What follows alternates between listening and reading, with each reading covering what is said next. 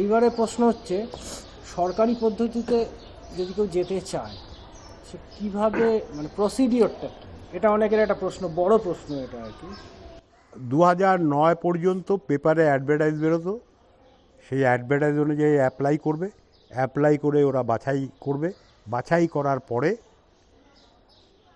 ওরা তোমাকে ডাকবে, একদিন ডেকে বলবে যে তোমার নাম উঠেছে অমুক ব্যাচে, অমুক দিন তুমি দিল্লি চলে আসবে মেডিকেল করার জন্য।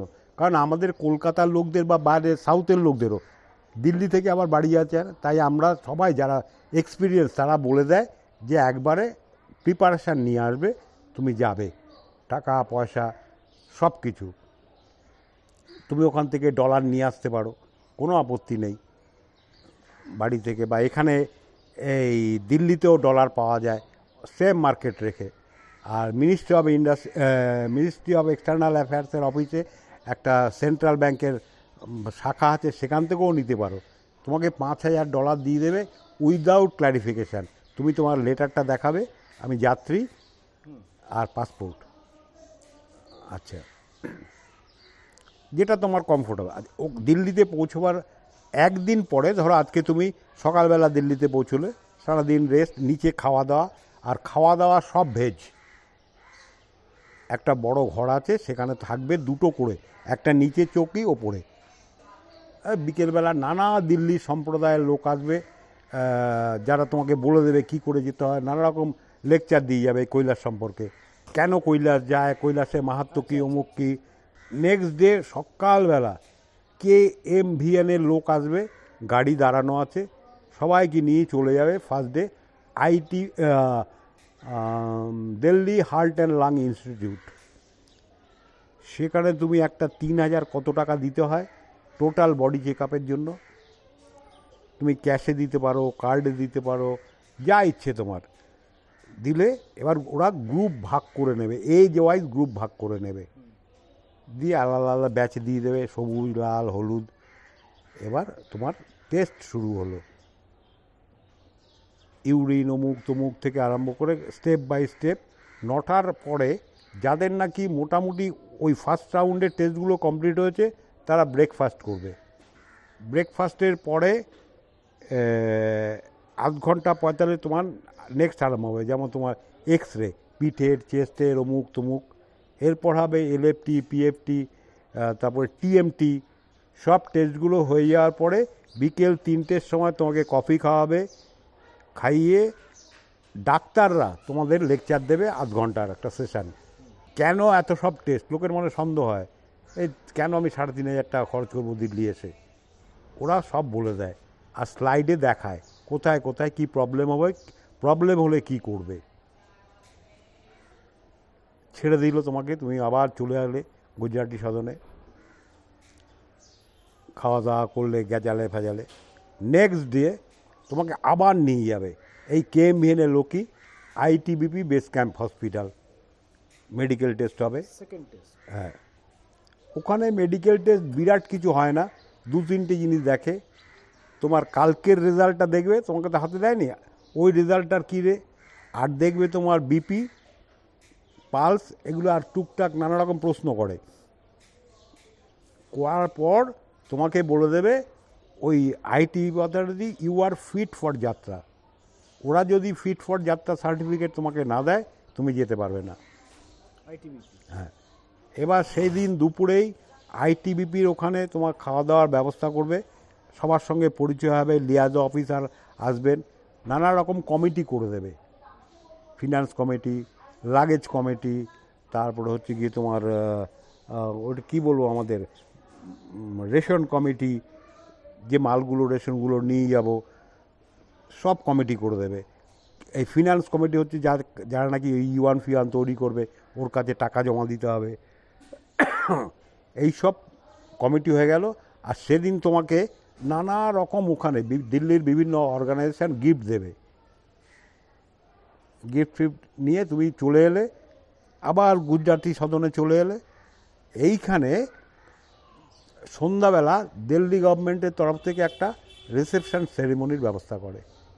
মানে এটা হচ্ছে আপনি পাস করে গেলেন, হ্যাঁ, মেডিকেল পাস করে গেলেন, এবার আপনি না রেডি ফর প্রসিড। হ্যাঁ, এই দিল্লি এর গভর্নমেন্টের পরে আমরা রাত্রেবেলা ব্যাগগুলোকে ঠিক করি, কারণ বেশি ব্যাগ তো নেওয়া যায় না।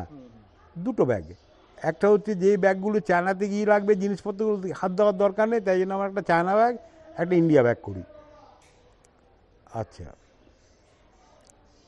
তাতে দিল্লি গভর্নমেন্ট আগে দিত তোমার 8,000 টাকার মাল, একটা রুকস্যাক, একটা ট্র্যাক স্যুট, কিছু মেডিসিন,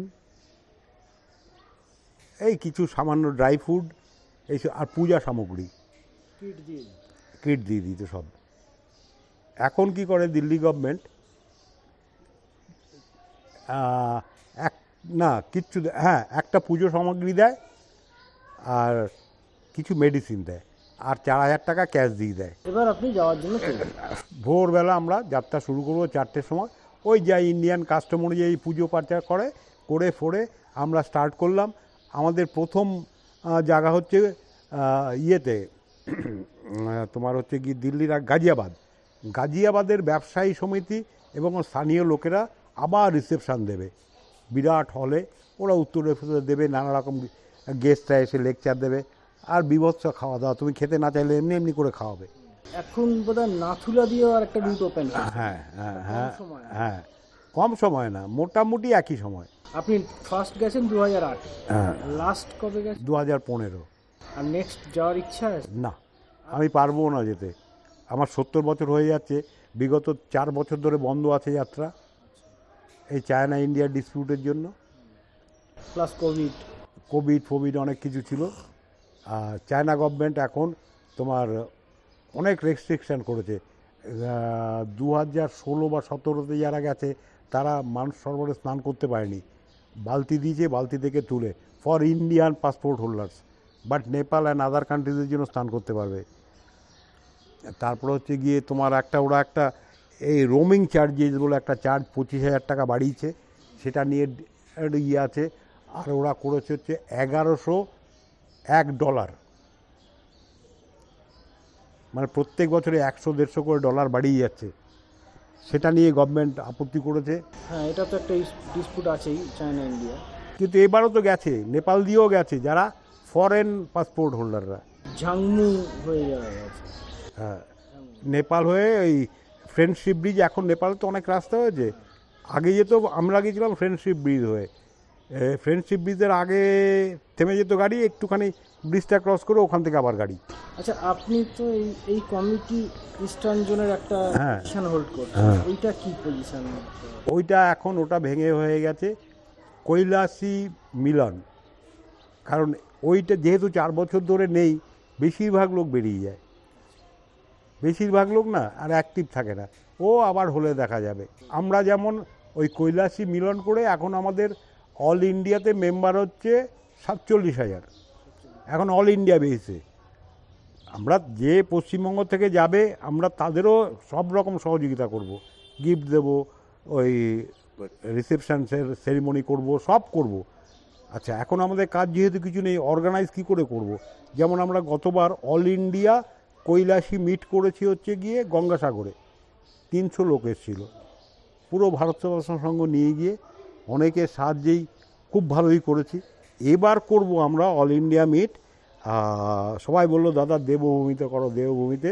আমরা ঘর ফর সব দেখে এসেছি, ডেটটা ফাইনাল হয়নি, মোস্ট প্রবলি ফেব্রুয়ারি মাসের 3rd উইকে ডেটটা হবে।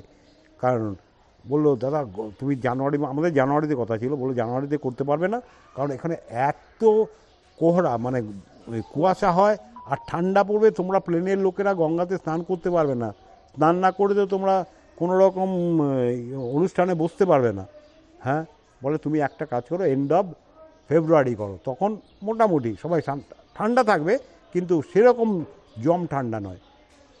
তাই ওইটা নিয়ে আমরা মিটিং ফিটিং করলাম, সবার মতামত নিচ্ছি। আরও এটাতে অল ইন্ডিয়া তো, যেমন তামিলনাড়ুতে একজন আছে, ব্যাঙ্গালোর থেকে 2 জন আছে, এরকমভাবে সারা ভারতবর্ষ থেকে, গুজরাট থেকে 3 জন আছে, ওয়েস্ট বেঙ্গল থেকে কজন? ওই 4 জন আছে আমরা। আপনারা 4 জন? হ্যাঁ, যেহেতু আমরা প্রথম আরম্ভ করি সেই জন্য আমরা। আর তারপরে এখানে প্রায় এখন যা ট্রানজ্যাকশান হচ্ছে না, 5-6 লাখ টাকা ট্রানজ্যাকশান হয়ে যাচ্ছে। মানে এখন যেতে গেলে 5-6 লাখ টাকা? না না না, এই অর্গানাইজ করতে। এমনি খরচা কীরকম হয়? এখন এখন তোমার পড়ে যাবে প্রায় 2 লাখ। 2 লাখ টাকা সরকারিটা? সরকারিটা। বেসরকারিটা আরও বেশি? না, প্যারালাল বা কোনো কোনো ক্ষেত্রে কম। মানে যেটা নেপাল হয়ে যাচ্ছে ফ্রেন্ডশিপ ব্রিজ করে। কোনো কোনো ক্ষেত্রে কম, আবার কোনো কোনো ক্ষেত্রে বেশি। বাট এখন চীন একটু অসহযোগিতা করছে ইন্ডিয়ানদের সাথে। হ্যাঁ হ্যাঁ, ইন্ডিয়ান পাসপোর্ট হোল্ডারদের। তবে আশা করা যাচ্ছে 24-এর মধ্যে কিছু একটা হবে। যাক বাসবদা, অনেক ধন্যবাদ আপনার সঙ্গে না ভাই, আমার তো ভালো লাগলো, আমার রিকালেক্ট হলো, আমি পুরনো ব্যাপারটা করে খুব ভালো লাগলো। এখানেই আজকের এটা আমরা শেষ করছি। আচ্ছা, খুব ভালো, খুব ভালো ভাই, খুব ভালো লাগলো। লোকেরা দেখুক, জানুক।